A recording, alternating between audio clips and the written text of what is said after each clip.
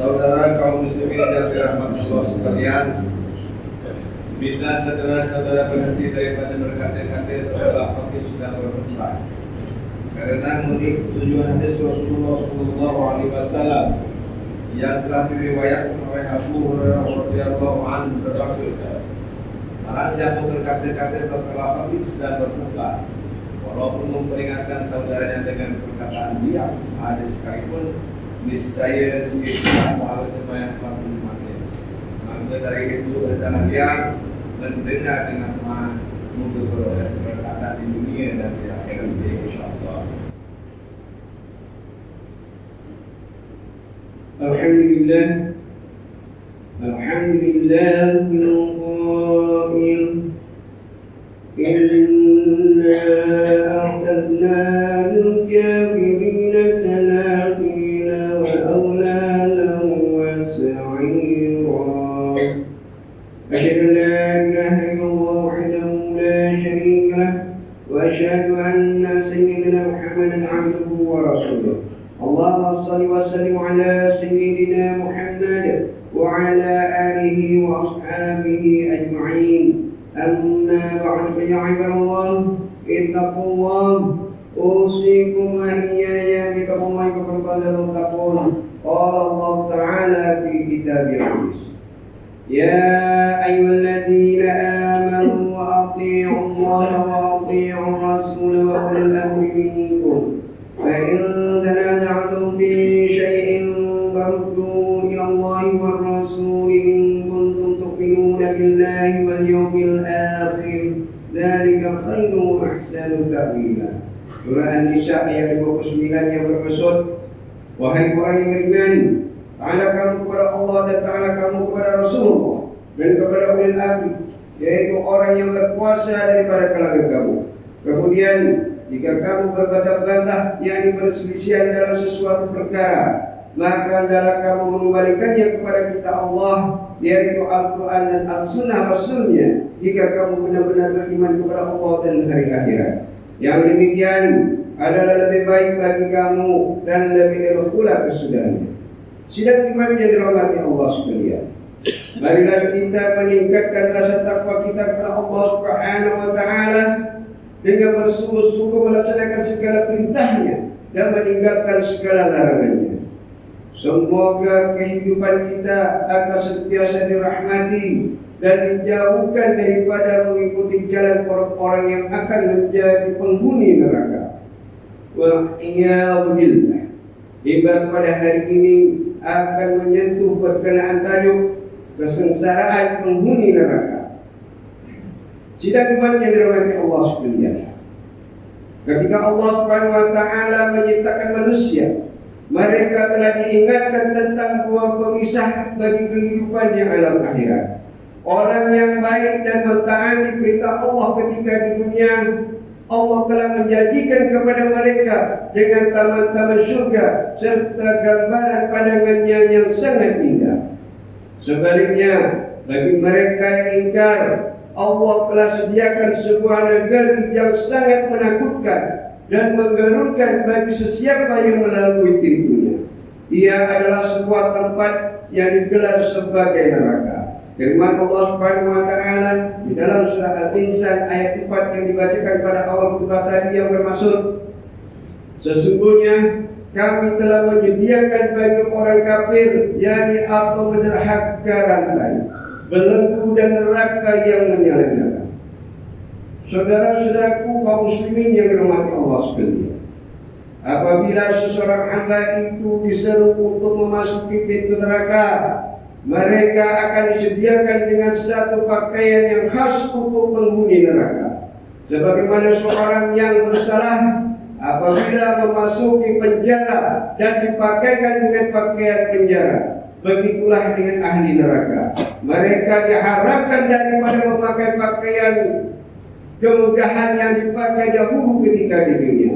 Hal ini disebutkan oleh Allah Subhanahu wa Ta'ala dalam surah Al-Hajj ayat 19 yang bermaksud, inilah dua golongan, yaitu golongan mukmin dan kafir yang bertengkar. Mereka saling bertengkar mengenai Tuhan mereka.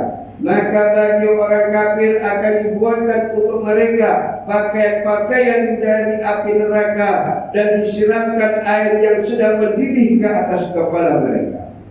Marilah sama-sama kita renungkan betapa dahsyatnya kepanasannya api neraka itu.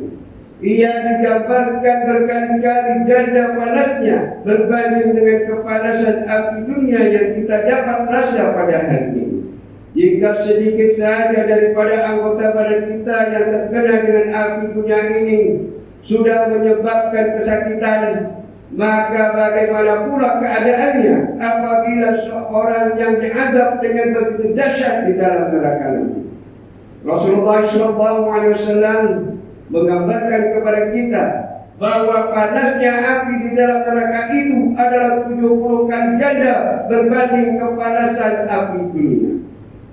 Dalam sebuah hadis yang diriwayatkan daripada Abu Hurairah radhiyallahu anhu, beliau berkata, Rasulullah SAW bersabda yang bermaksud, api kamu di dunia ini adalah bahagian yang ke-70 daripada api neraka. Sahabat bertanya, wahai Rasulullah, yang demikian sudah cukup kepanasannya. Padanya 69 baginya lagi, yang mana seluruh kepanasannya itu adalah sama dengan kepanasan dunia. Hadis riwayat Al-Imam Al-Bukhari. Wa syarah muslimin rahimahullah. Setiap bentuk siksaan yang akan ditimpakan ke atas seseorang itu adalah bergantung kepada jenis perbuatannya ketika di dunia. Ada yang diazab karena dosa minum arak, ada yang diazab karena dosa berjudi, dan ada juga yang diazab karena perbuatan kufur dan syirik. Setiap ahli neraka itu mereka akan dikumpulkan dengan teman-teman mereka yang sama-sama melakukan dosa dan maksiat. Mereka akan bersama-sama memasuki pintu tertentu daripada pintu-pintu neraka jahanam. Masing-masing akan menyalakan di antara satu dengan yang lain. Namun hal itu tidak sedikit pun dapat menyelamatkan mereka daripada menerima azab yang dahsyat yang telah disediakan untuk mereka. Disebutkan dalam sebuah hadis bahwa azab siksaan yang paling ringan di dalam neraka itu adalah dipakaikan dengan alas kaki atau kasut yang teramat dahsyat kepanasannya. Dalam sebuah hadis yang diriwayatkan daripada Abu Sa'id Al-Khudri radhiyallahu anhu, bahwa Rasulullah SAW pernah bersabda yang bermaksud, sesungguhnya siksaan yang paling ringan bagi penduduk neraka itu adalah dia akan memakai dengan sepasang alas kaki daripada api, yang dengan api itu dapat mendidihkan otaknya karena terlalu panasnya alas kaki itu. Hadis riwayat Al-Imam Muslim. Hadirin sidang iman yang dirahmati Allah SWT. Al-Quran menceritakan bahwa penghuni neraka memohon kepada Allah Subhanahu wa taala akan 3 permintaan. Pertama, mereka meminta dan meraih kepada Allah Subhanahu wa taala agar dapat dikeluarkan daripada api neraka. Mereka tidak sanggup lagi untuk berhadapan dengan kesemua azab yang mereka telah lihat. Dan hati mereka keresahan karena bakal melalui azab siksaan tersebut. Akan tetapi Allah Subhanahu wa taala menghina mereka dan enggan berbicara dengan mereka karena kesombongan mereka ketika hidup di dunia. Hal ini dijelaskan melalui surah Al-Mu'minun ayat ke-107 hingga 108 yang bermaksud, wahai Tuhan kami, keluarkanlah kami daripada neraka ini, yakni kembalikanlah kami ke dunia. Jika kami masih juga kembali kepada kekufuran, sesungguhnya kami ialah orang yang zalim. Dia, yakni Allah berfirman, tinggallah kamu dengan hina di dalamnya, dan janganlah kamu berbicara, yakni memohon sesuatu pun daripada aku. Kedua, mereka meminta kepada Allah Subhanahu wa taala agar diri mereka dimatikan. Hal ini karena mereka tidak sanggup lagi untuk berhadapan dengan azab yang tidak henti-henti dan rasanya tidak dapat ditahan lagi. Allah sama sekali tidak memperkenankan hajat dan permintaan mereka. dan mereka kekal menjadi penghuni neraka selama-lamanya. Allah Subhanahu wa taala berfirman dalam surah Al-Zukhruf ayat 77 yang bermaksud, dan mereka berseru, wahai malaikat-malaikat, biarlah Tuhanmu mematikan kami sahaja, karena kami tidak tahan menderita. Dia menjawab, sesungguhnya kamu tetap kekal dalam azab. Dan yang ketiga, ahli neraka meminta seteguk minuman daripada malaikat, dan ahli syurga kena kehausan. Setelah permintaan mereka kepada para malaikat itu ditolak, maka harapan terakhir mereka adalah meminta seteguk minuman daripada penghuni syurga. Akan tetapi Allah Subhanahu wa taala mengharapkan ahli surga berbuat demikian, dan permintaan mereka itu ditolak. Allah Subhanahu wa taala berfirman dalam surah Al-A'raf ayat 50 yang bermaksud, dan yakni Tuhan menerangkan pula kehinaan ahli neraka dengan firman-Nya, bahwa ahli neraka menyeru ahli surga dengan berkata, limpahkanlah kepada kami sedikit air atau rezeki makanan yang telah dikurniakan Allah kepada kamu. Mereka, yakni penghuni surga, menjawab, sesungguhnya Allah telah mengharamkan kedua-duanya itu atas orang kafir. Masyarakat muslimin rahimahullah, demikianlah harapan dan keinginan penghuni neraka yang tidak pernah sekali-kali mereka peroleh. Justru sebagai mengakhiri khutbah pada hari ini, Imam mengajak seluruh jemaah sekalian agar kita berusaha menjauhi setiap perkara yang boleh menjerumuskan diri kita ke lembah api neraka. Ingatlah bahwa neraka itu sifatnya sangat keras terhadap orang-orang yang lalai daripada mengingat Allah. Hanya mereka yang hilang kuasanya akal sahaja yang tidak takut untuk memasuki pintu neraka. Firman Allah Subhanahu wa taala dalam surah Al-Munafiqun ayat 9, A'udzu billahi minasy syaithanir rajim. Ya ayyuhalladzina amanu la tulhikum amwalukum wa la awladukum an dzikrillah wa man yaf'al dzalika fa ulaika humul khasirun. Yang bermaksud, wahai orang yang beriman, janganlah urusan harta bendamu dan anak pinakmu melalaikan kamu daripada mengingati Allah, yakni dengan menjalankan perintahnya. Dan ingatlah, sesiapa berbuat demikian, maka mereka itulah orang yang merugi.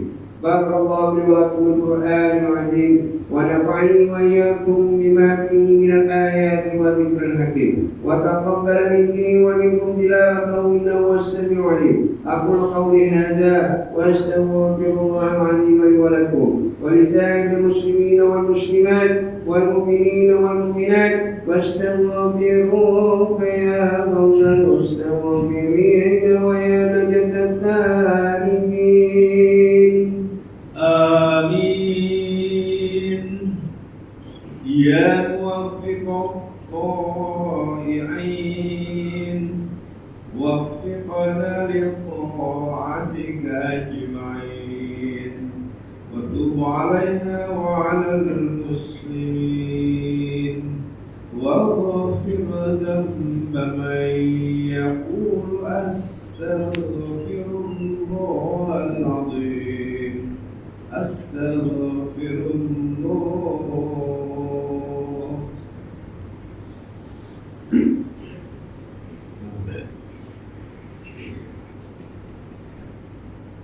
Alhamdulillah, alhamdulillah hamdan katsiran kama amara. Asyhadu an la ilaha illallah wahdahu la syarika lah, iqraran bi rububiyyatihi wa irghaman liman jahada bihi wa kafara. Wa asyhadu anna sayyidana Muhammadan khairul bashar sallallahu alaihi wasallam ala sayyidina Muhammad wa ala alihi wa sahbihi wa tasallama anhum dinatan wa husnan biqaba. Amma ba'du fa ya ibadallah ittaqullaha fima amara wa ta'amma ما نهاكم عنه أبدا.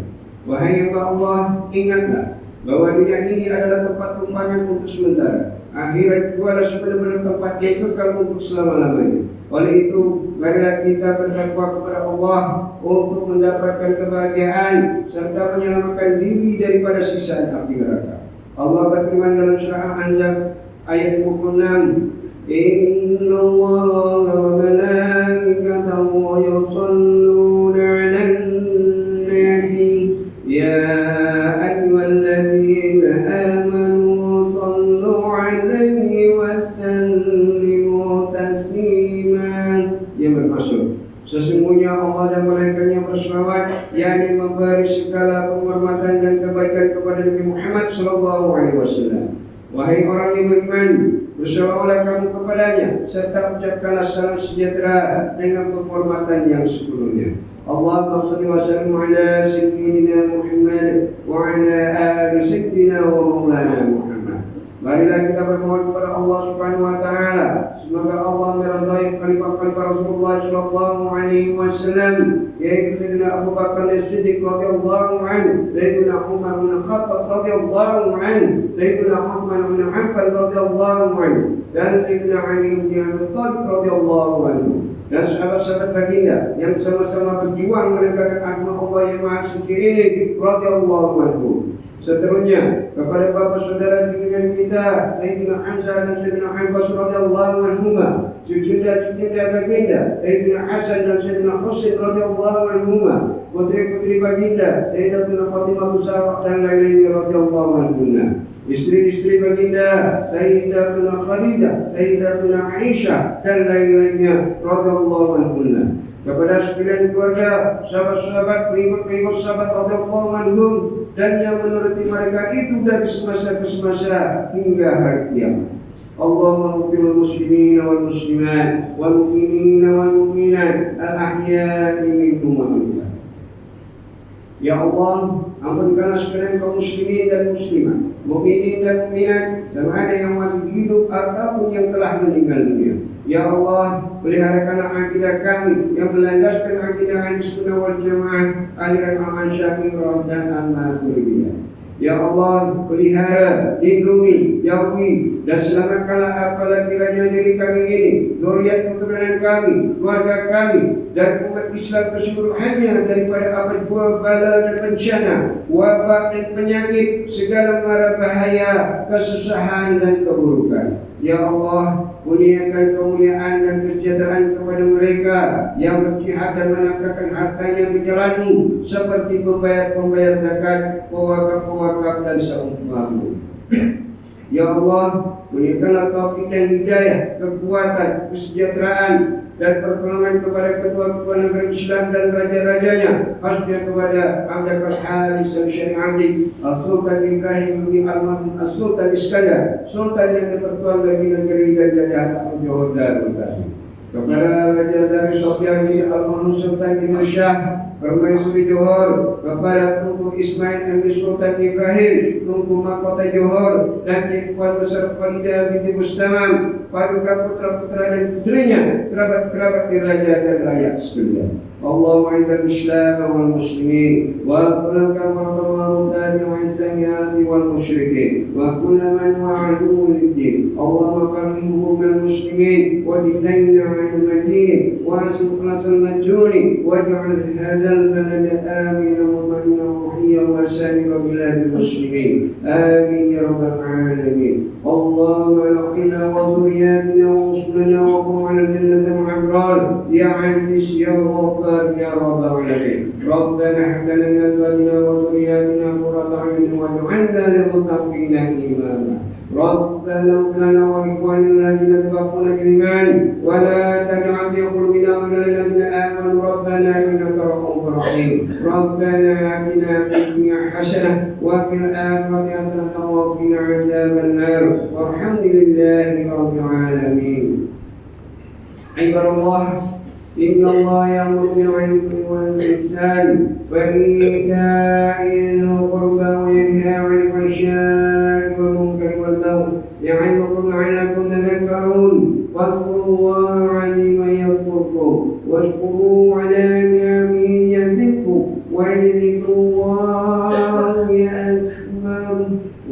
الله يعلم ما